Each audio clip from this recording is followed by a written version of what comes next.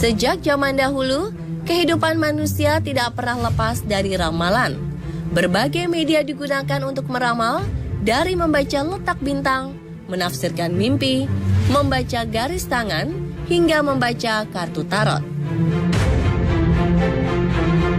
Kartu tarot merupakan kartu bergambar artistik yang berjumlah 78 dan dibagi menjadi dua bagian, yaitu Arcana Mayor dan Arcana Minor.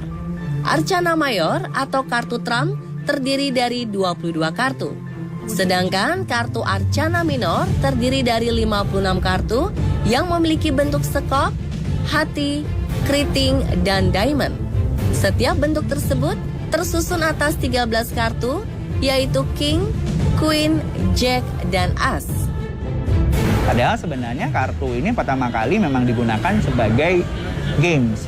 Kartu remi sendiri sebenarnya orang tuanya atau moyangnya adalah kartu tarot itu.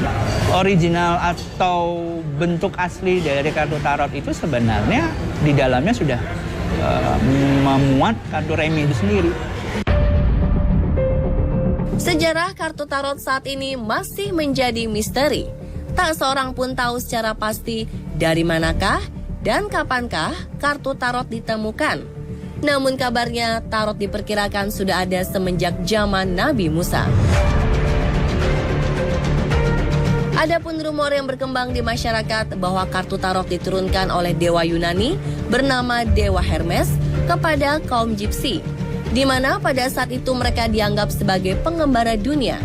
Dan oleh mereka, akhirnya kartu tarot dibawa dari Timur Tengah ke Eropa. Pada abad ke-14, kartu tarot pernah dimusnahkan, di mana seorang penceramah asal Swiss bernama Johannes von Reinfelden menyerang perjudian dan permainan kartu. Ia mengklaim bahwa kartu tarot merupakan hasil ciptaan setan. Namun karena kartu tarot dilukis dengan tangan dan dipersembahkan untuk para bangsawan, kartu tarot akhirnya kembali dipergunakan. Desain kartu tarot tertua dibuat oleh keluarga bangsawan Visconti dari Italia pada tahun 1451. Terdapat 15 dek kartu yang dilukiskan untuk merayakan perkawinan antara keluarga Visconti dengan Sforza.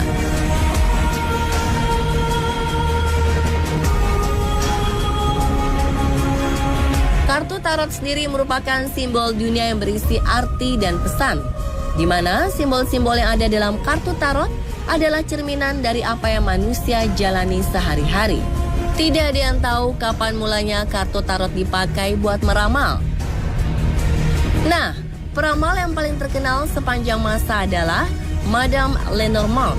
Ia lahir pada 25 Mei 1772 di Prancis. Ramalan Madame Lenormand yang paling terkenal adalah saat dirinya meramal jatuhnya Napoleon Bonaparte hingga perceraiannya dengan Josephine, istrinya.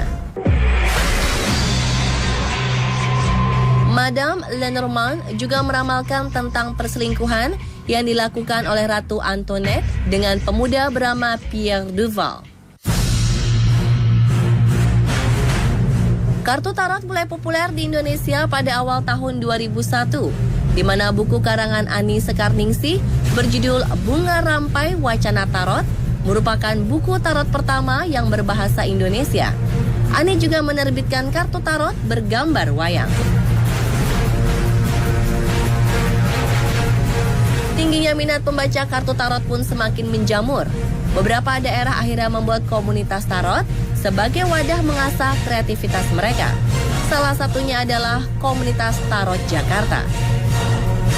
Komunitas Tarot Jakarta dulu bernama Klub Tarot Jakarta dan terbentuk 12 Maret 2011. Sebenarnya tujuannya awalnya adalah kita kepingin membuat satu wadah yang mengumpulkan penggiat ya. Jadi nama orang yang berkegiatan atau aktif di bidang tarot itu namanya penggiat. Agar kita punya satu wadah khusus biar kita sama-sama melakukan aktivitas yang dilakukan secara bersama-sama dan positif. Banyak orang yang berpikir jika kartu tarot syarat akan mistis dan berkaitan dengan dunia supranatural. Ternyata Anda tidak perlu memiliki indera keenam untuk bisa menjadi profesional dalam membaca kartu tarot. Ya, dengan teori yang sudah ada dan buku yang sudah dikarang beberapa teman-teman yang sebagai penggiat kartu tarot, hampir bisa dikatakan sekarang orang awam bisa membaca tarot. Cuma memang diperlukan insting atau latihan tertentu yang akhirnya orang punya kepekaan terhadap satu masalah dan kepandaian orang skill dalam membaca tarot itu sendiri. Tapi overall untuk orang awam bisa membaca dan belajar kartu tarot.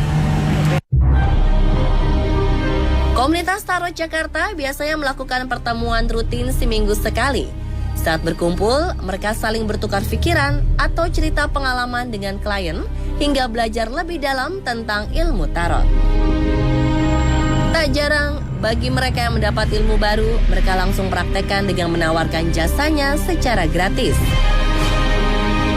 Banyaknya tarot reader di Jakarta juga disebabkan karena tak sedikit masyarakat yang butuh masalahnya diselesaikan. Karena masyarakat kita kan sekarang banyak sekali mengalami masalah-masalah yang tidak terselesaikan.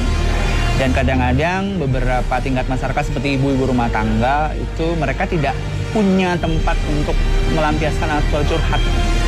Nah, tarot reader kadang-kadang sebagian besar pekerjaannya adalah menerima curhat ini dari klien. Jadi sebagaimana visi kita untuk membantu masyarakat, akhirnya karena klien merasa nyaman untuk melakukan curhat, jadi semacam edik, tapi sebenarnya enggak, karena pasti dia akan menceritakan apa yang menjadi masalah. Seperti kita ketahui, masalah juga nggak akan pernah berakhir, selalu tiap hari ada gitu. Jadi bukan masalah ediknya, tapi karena keterbutuhan orang untuk mencurahkan apa yang ada di masalahnya masing-masing.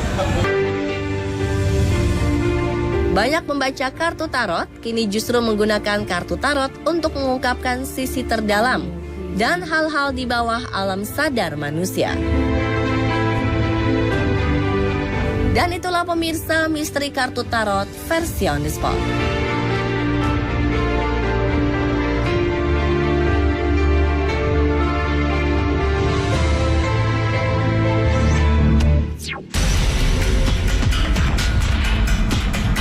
Bagaimana cara menangkap pelaku pembunuhan yang kasusnya telah lama terpendam? Kasus pembunuhan berikut ini ternyata terkuak dengan cara yang aneh, seperti melalui postingan blog, melalui DNA darah, hingga rekaman suara. Saksikan informasi selengkapnya hanya di On The Spot.